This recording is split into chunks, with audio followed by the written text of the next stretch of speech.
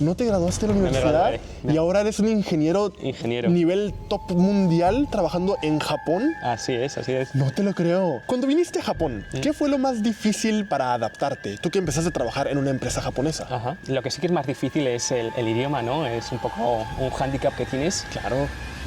Hola, ¿qué tal amigos? Mi nombre es Yamil y el día de hoy tenemos a un invitado genialísimo. ¿Puedes presentarte, por favor? Hola Yamil, gracias por tenerme aquí. Soy Jorge, soy español y llevo viviendo aquí en Japón unos 3 añitos. Y veo que te va muy bien en Japón. Sí, el no día me de quejo. hoy nos vas a platicar muchísimas cosas interesantes sobre el trabajo en Japón. Porque yo sé que tú tienes una historia increíble. Sé que eres el ejemplo para muchas personas que quieren trabajar en el extranjero.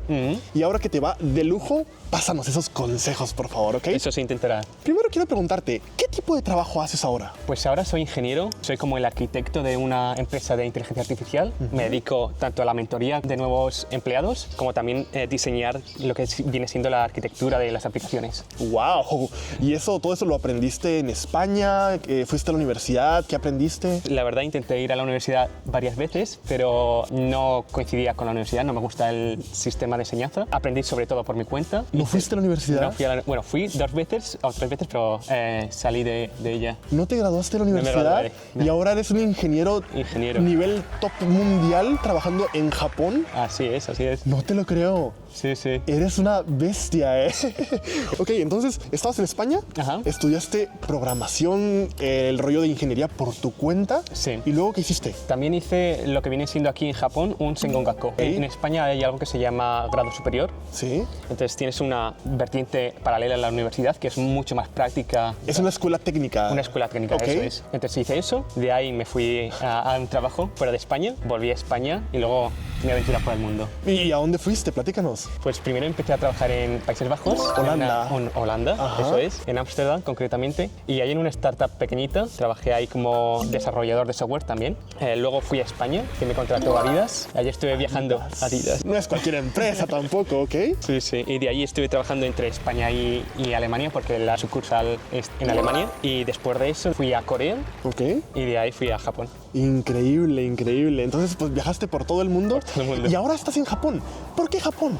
Pues buena pregunta. Al principio tenía esa respuesta bastante más clara, pero cada vez que pasan los años aquí en Japón se difusa un poco. Entonces yo creo que al principio todo el mundo y la gente que te ve ha visto Dragon Ball y los animes. Claro. Entonces eso formó parte de mi infancia. Y luego también hacía muchas artes marciales. El karate, artes marciales mixtas, judo. Entonces toda esa influencia caló en mí y creo que por eso. Guapo, inteligente, sabe pelear. No. Eres el ejemplo del hombre perfecto, ¿eh? No, Increíble.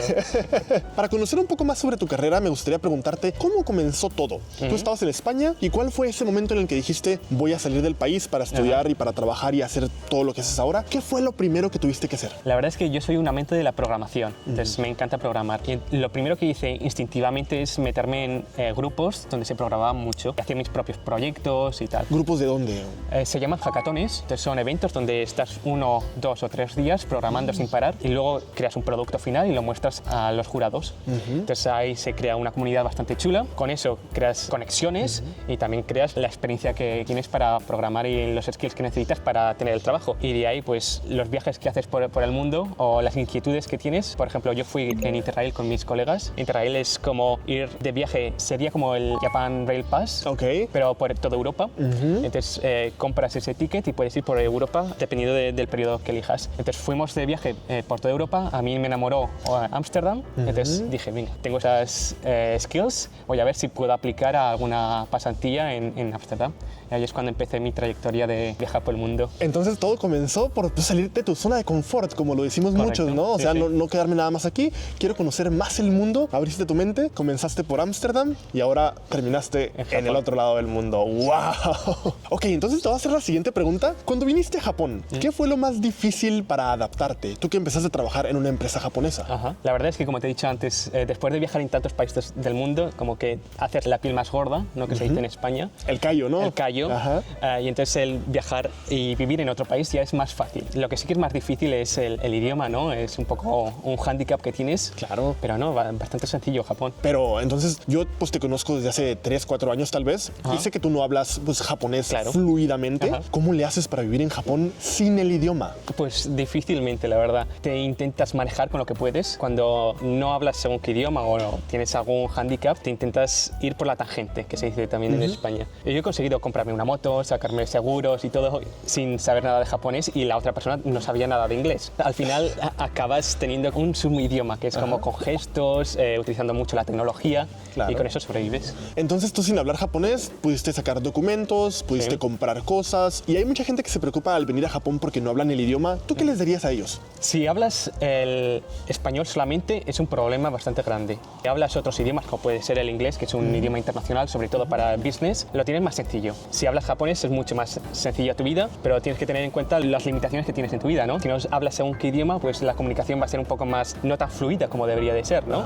Pero teniendo un poco la mente abierta, cogiendo palabras claves, cogiendo el contexto, lo que se dice mucho aquí en Japón, leyendo entre líneas, pues al final aprendes la comunicación no verbal de Japón. Si yo batallo para poder comunicarme y poder comprar cosas en Japón, me imagino que para ti pues fue mucho más duro. Claro. Pero ahora como me lo platicas, se ve que tú no batallaste tanto, ¿eh? No, la verdad es que es bastante sencillo. Cuando ya tienes herramientas en tu vida cotidiana, pues más sencillo es. Genial, ¿eh? Oye, hay algo que siempre te he querido preguntar.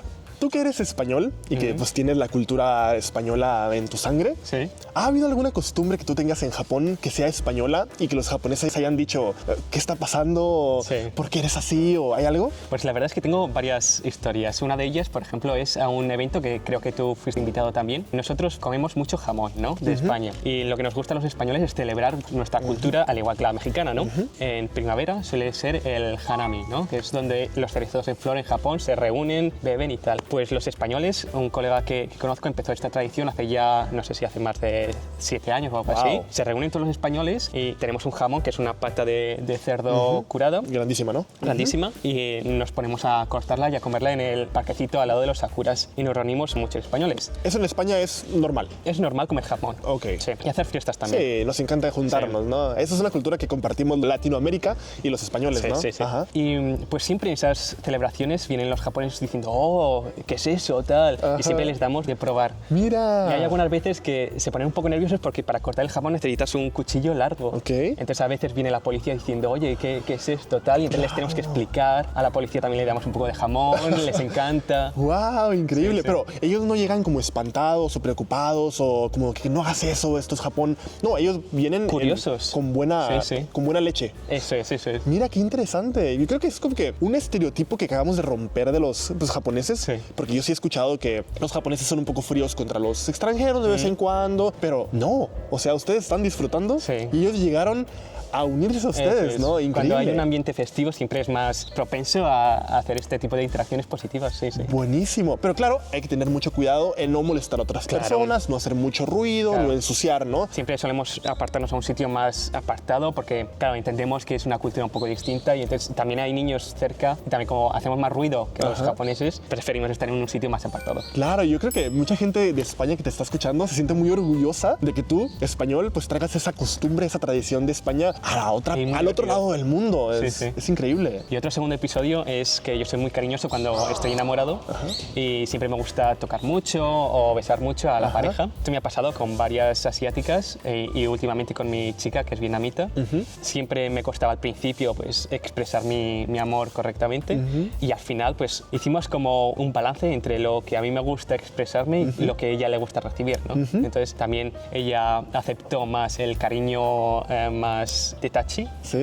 Es que ustedes no saben, ustedes no conocen a Jorge bien, pero es un hombre súper romántico y amoroso. A mí me dio mucha risa el otro día que estábamos platicando por mensajes, que yo estaba un poco ocupado y te dije, te voy a responder luego. Y tú me dijiste, claro, no te preocupes, tómate tu tiempo, dedícale tiempo a tu esposa y a tu trabajo. Y Yo se lo platicé a mi esposa, que es japonesa, y me dijo, qué romántico, qué buen hombre, me dijo. Estoy rojo. Increíble, increíble. Qué bonito. Me parece muy bonito que nosotros que venimos de una cultura muy alegre, muy romántica, no intentemos cerrar esa cultura y al contrario, intentamos compartirla aquí en Japón, ¿no? Pero claro, si a tu novia o a mi esposa pues no le gusta esa cultura, claro, nosotros entendemos y no podemos, claro, estar abrazando, tocando sin permiso, obviamente. Pero cuando nos dejan... Sí. Es la felicidad. Y lo bueno también es cuando se abren también a eso, al final te dicen que sí, les gusta más eso, les gusta más el cariño más directo. ¿Tú tuviste esa experiencia? Sí, sí. O sea, al principio era más difícil el expresar el amor, pero luego cuando lo haces correctamente, te lo reconoce. Y dice, oh, me gusta que hagas esto. Mira, hoy vine a platicar sobre el trabajo y llegaste dándonos consejos de amor. Increíble. Vamos a volver un poquito al tema del trabajo y quiero preguntarte sobre tu ambiente laboral, porque tú has trabajado con personas de diferentes partes del mundo. Tú como español tuviste que trabajar con japoneses.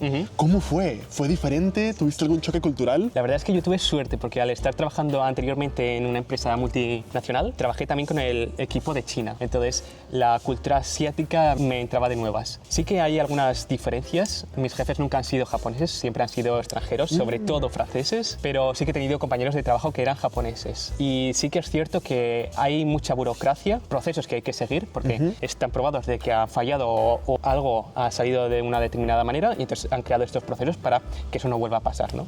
Entonces, sí que es cierto que la forma de trabajar es un poco más lenta, más pausada, pero no mucha diferencia entre trabajar con extranjeros. Entonces, ¿tú nunca tuviste una mala experiencia o algo trabajando con cierto tipo de personas? Para nada, para nada. He trabajado con chinos, japoneses, indios, vietnamitas, también alemanes, franceses, españoles.